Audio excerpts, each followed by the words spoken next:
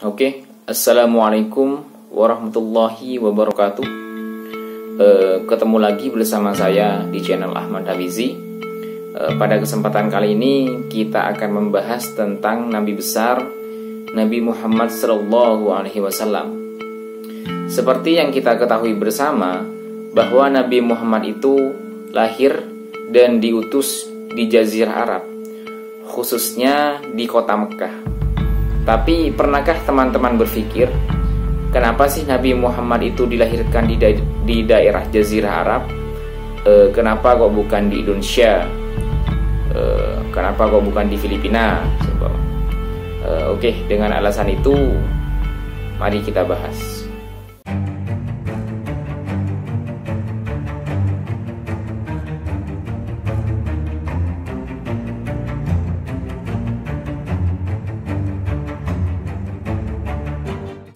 Alasan mengapa Nabi Muhammad itu diutus di Jazirah Arab, tentunya hanya Allah yang tahu. Hal ini juga diterangkan dalam Al-Quran surah Al-An'am ayat 124.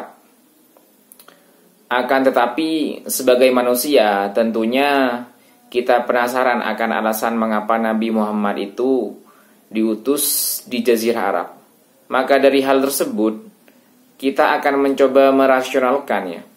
Mengapa Nabi Muhammad itu diutus di Jazirah Arab? Tentunya dengan sudut pandang pemikiran manusia, di mana kita akan membahas dari 3 faktor.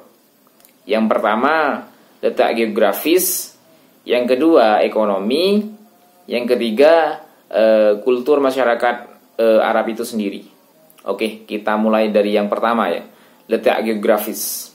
Jazirah Arab terletak di ujung selatan barat benua Asia, di mana daerah ini dibatasi oleh gurun Syam di sebelah utara, Teluk Persia dan Laut Oman di sebelah timur, Samudra Hindia di sebelah selatan, dan Laut Merah di sebelah barat. Kesimpulannya, Jazirah Arab dibatasi oleh 3 lautan dan gurun pasir luas. Maka untuk pada saat itu, dengan teknologi yang sangat terbatas, tentunya sangat sulit dunia luar untuk mengakses Jazirah Arab, karena harus melewati tembok-tembok alam yang sangat berbahaya.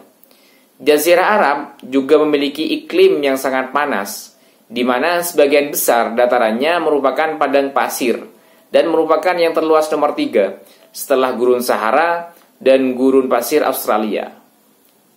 Sebagian besar penduduk Jazirah Arab pada zaman dulu mengembala domba dan masih berpindah-pindah atau nomaden untuk mencari oase-oase demi bertahan hidup tentunya. Akses yang sulit dan kondisi geografis yang kering membuat Romawi dan Persia yang merupakan 2 bangsa yang sangat maju pada zaman tersebut enggan untuk mengekspansi wilayahnya ke Jazirah Arab. Hal itu membuat Jazirah Arab, khususnya di Mekah, menjadi bangsa yang merdeka, bebas dalam menentukan aspirasi politik, yang tentunya hal ini sangat berpengaruh atau memberi keuntungan kepada Nabi Muhammad untuk menyebarkan agama Islam dengan mudah. Seperti itu. Faktor yang kedua adalah strategis secara ekonomi. Jazirah Arab merupakan daerah yang strategis secara ekonomi. Di masa lalu, Jazirah Arab menjadi jalur perdagangan antara negara.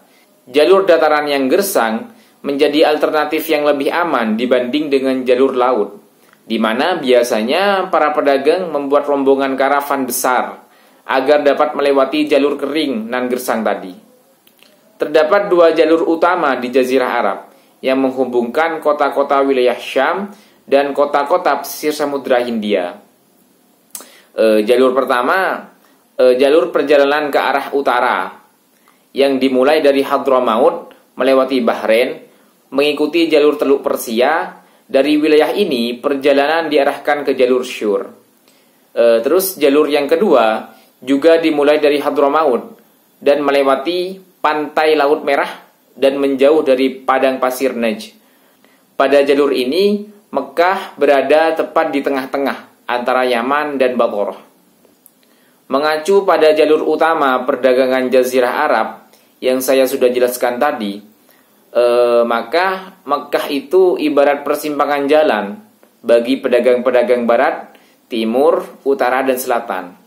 Dengan memposisikan diri di daerah ini, ajaran Islam menyebar menggunakan jalur perdagangan.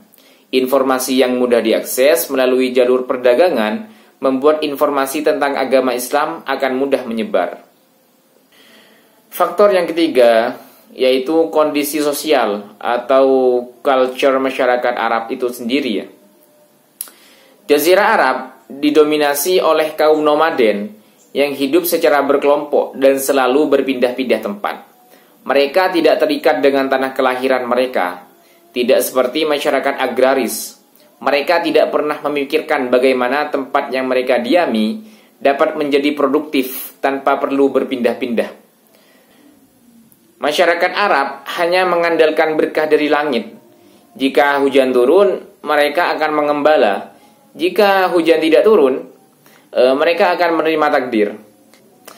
Kehidupan alami tersebut membuat bangsa Arab tidak pernah menerima kebiasaan dan budaya buruk sebagaimana yang menimpa kelompok masyarakat lain di daerah perkotaan.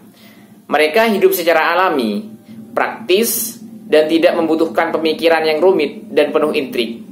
Cara hidup yang alami ini membuat masyarakat Arab seperti bayi yang masih belum mendapatkan banyak pengaruh buruk dari dunia luar, sehingga akan sangat cepat untuk menerima nilai-nilai baru yang akan diajarkan Nabi Muhammad SAW.